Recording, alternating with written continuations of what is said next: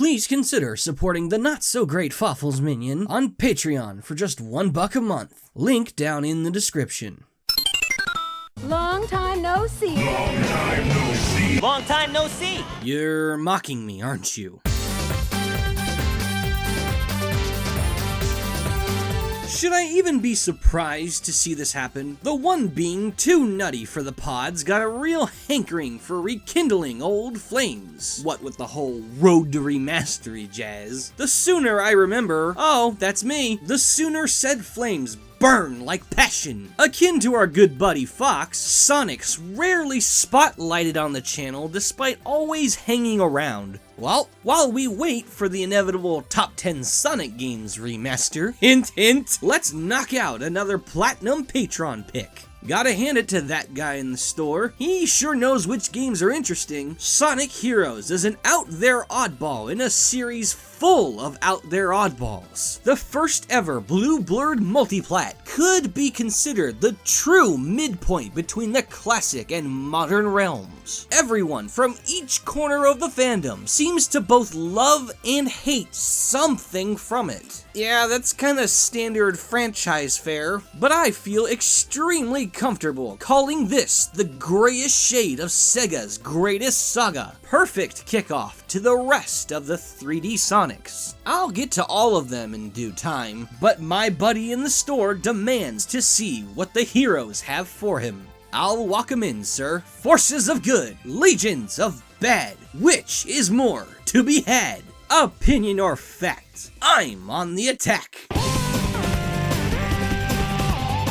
Good lord, do I even have to talk? You know, it's kinda hard for a disembodied voice to do his job properly when sounds on par with God's great speech fill up the background. It's a cliche to oversell Sonic music, I realize, but I put the no in that noise. Bow before this noise. The cape on this hero's back is woven from notes and chords of the purest refinement, along with impressive variety. The execution of each track is unreal. Jaunty joyrides through jungle, intense insanity from high-speed runs, beginning and ending with some of the best rock I've ever heard. No other installment impresses me this much with its music. The first Blue 4 ever awarded is very well deserved.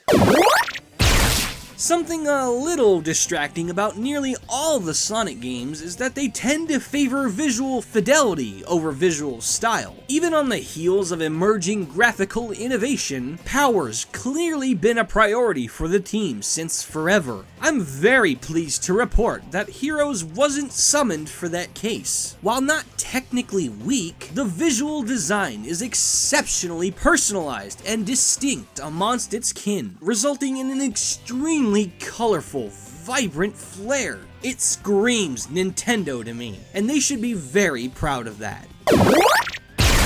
I've said it a few times before, so no confidence will be spared. Sonic Heroes' level design is awesome. While no doubt boosted by the appealing visual style, there's a healthy dose of charm, inspiration, personality, and fun factor coursing through every vein within each of the 14 acts. Once again, variety shines through. A dense jungle filled with giant weather-changing frogs, a humongous game of life-sized neon bingo in the night sky, a phenomenally freaky Halloween funhouse styled after a medieval castle. Not one is boring to me. Gotta say, the core concept of Heroes is pretty nifty. Yeah, it was definitely hard to get used to, and it's not exempt from problems, but the Tri-Formation gameplay is by and large really fun. Splitting the focus in 3 makes every hero feel useful and defined. Speed goes fast, Fly dominates the air, and Power leads in combat. All 12 inches of this hero sandwich borrow templates, and that's not ideal, but it tastes pretty nice to me regardless. The game's already offered up a lot of new, so it can't hurt to look back for a sec, right?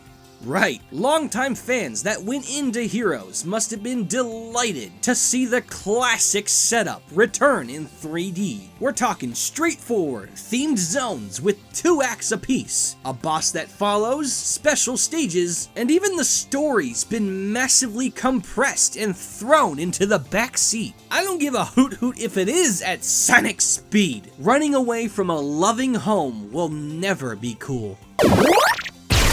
Bring it in, Big Blue! It's been 8 years since the last family reunion, and your old folks need their group hug. Heroes pulled a baller move, bringing back old favorites. I would have never known Team Chaotix even existed if it weren't for this game. And now, they're some of my personal favorite Sonic protagonists. Charmy's likably dorky, Espio's just plain sick, and Vector's incredibly amusing, and all around hard not to enjoy. My personal favorite, in fact. What?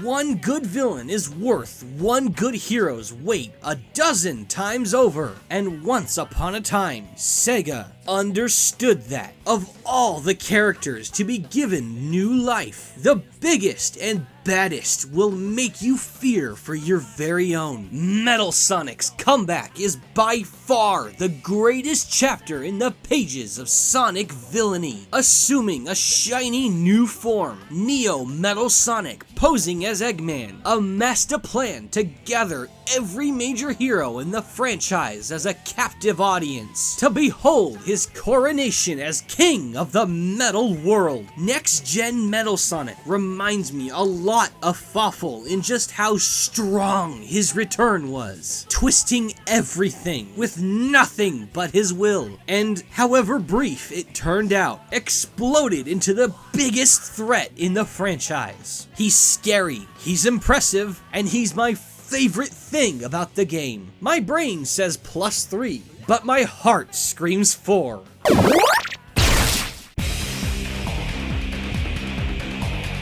What are these controls? It's universally written in bold that Sonic Heroes controls like booty fudge. Yeah, with nuts too. Well, actually, the speed characters control badly. Such ridiculous speed keeps serviceable accuracy about as alive as the real Adventure 3. Good lord, it feels like I'm using a D-pad. Minor tilts turn into erratic sneezes in the momentum.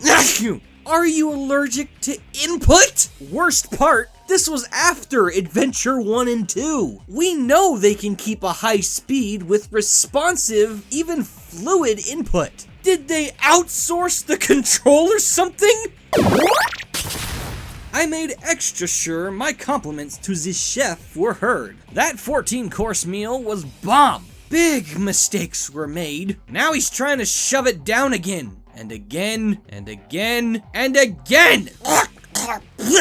Air!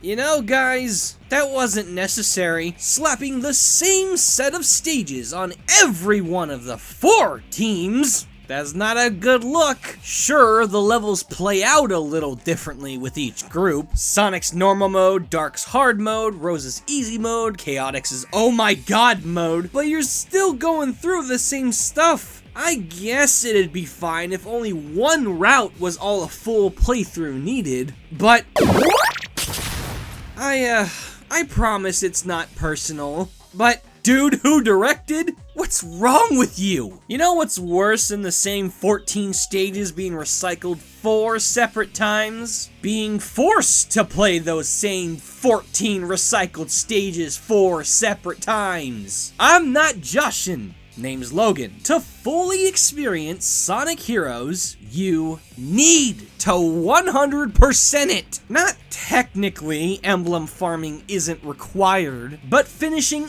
every team's story, those 14 stages, 4 times, is. Hey fellas, I don't care how good that blow is. Suiting us up in 4-foot thick padding during game sessions, that blows. Personally, yes, the final story with Metal Sonic is worth it. But I'm crazy, remember? When the crazy guy says you're crazy, pack it in. Sad to report some casualties in the boss department, the proverbial serial killer of these battles took note from Scream. There's secretly two. A simple case is that many of them are designed to flee from you, and I don't know. It feels a little mundane, since they overlap with the basic stage structure. They don't personally tickle my fancy. Also, character battles in Sonic games are jokes. Period. Admittedly, I enjoy the robot swarms and Metal Sonic fights because they emphasize combat, something kinda uncommon for Sonic at the time. Pretty meh boss collection overall, though.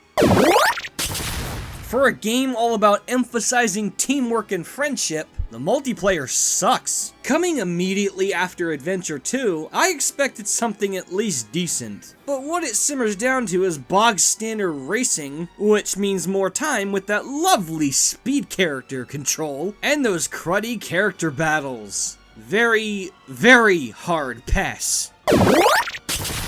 Again, taking note from the story, I like the return to a classic era narrative, if only for a change of pace. Remember, the plot-heavy Adventure 1 and 2 happened right before this. But Heroes halfway attempts complexity with Shadow's strange and distractingly pointless arc. I mean, okay, cool, Shadow's alive, but that A, kinda weakens the impact of Adventure 2's ending a bit, and B, has no reason to be in this story. Rouge doesn't even address his sudden amnesia, and the whole android nonsense does nothing for the story. Yeah, it's pretty much a teaser for Shadow the Hedgehog, which, Final tally. Call me based, trample my tastes, but the hedgehog's still blue. More for better, less for worse, Sonic Heroes epitomizes that fascinating brand of interstellar highs and demon-kissing lows the franchise is now famous for. It, through and through, stands for everything worth talking about. Rock out to the good, ham up for the bad. However deep your critical claws cut it, it's always fun. Heroes is genuinely fantastic in many areas. Things I will gladiate for. And very few but substantial mistakes reel it back into just decent. Could have been outstanding, but it wasn't. And that's okay. Let's see what our friend in the store thinks. Sup, Heart fans? I just wanted to say, Fawful, that was an amazing video. Thank you so much for making it for me. This is really amazing that you dedicated this to me. Anyways, now for my thoughts on the game.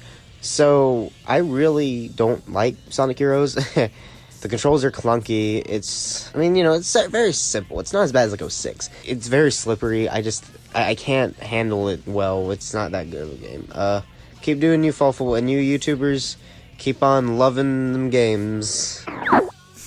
Thanks, buddy. Hope you enjoyed your episode. This has been Blessed or Messed, and I trust you, the best of the best, to know the rest. Thanks for watching, guys. Let's hear those high-tier patrons. Shade 2800, Jordan Osceola, Tubazo 1989, Bradley Thompson, Crazy Quillman 157, James Ward, Diamond Ice, Skellington 977, Methtron 5000, Luke Razor, Goldsbro TSG, Thomas Drury, Madam Starfall, Spark of Dusk 777, Cole the Renz Castle, Jurway, Sensei Spyro, Squeegee Luigi, Alfredo Jones, Green Moonlight, Jacob Dunn, Senti Espion, The Blind Guardian, Lucario Smash 246, God Falking Dammit, Sephi 90, Green Dragon 53, Zero Z, Solitaire Seamus, Smash Mario Pro 2000, Roberto Del Fuego, Grandmaster Augustus, Zack Attacker, and Boss Taylor. May we meet again.